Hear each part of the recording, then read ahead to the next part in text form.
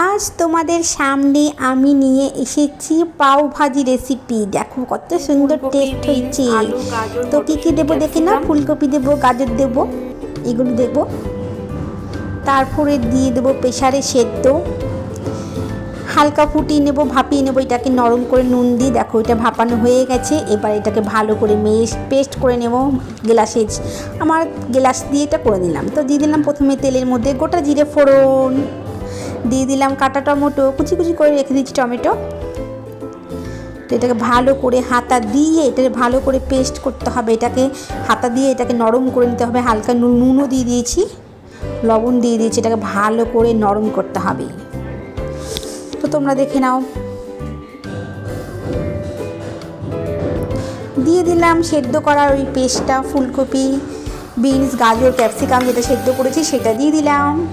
হালকা লবণ দিয়ে দিলাম, দিয়ে দিলাম ধনের গুঁড়ো,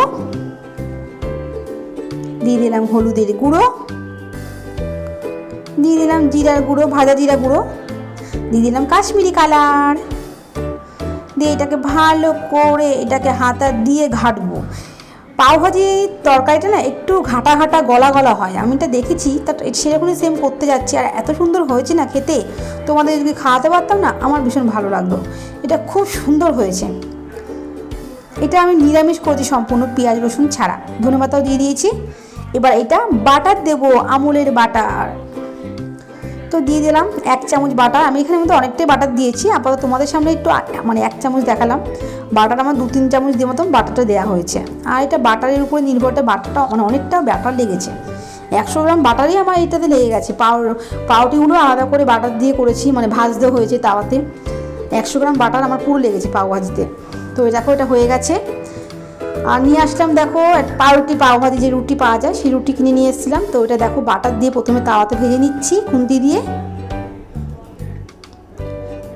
এটা ভাজবো, যত ভাজবো বাটারে তত টেস্ট হবে।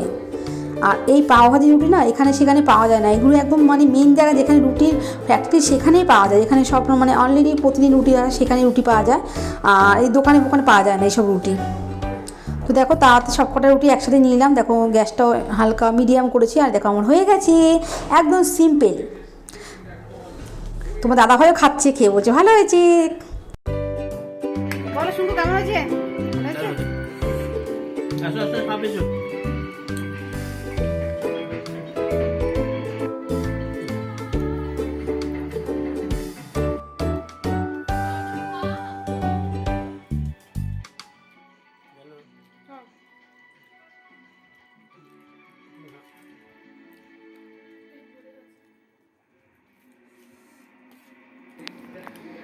টাটা বন্ধুরা, আজকে রেসিপিটা কেমন লাগলো অবশ্যই কমেন্ট করে বলবে। আজকের মতন টাটা।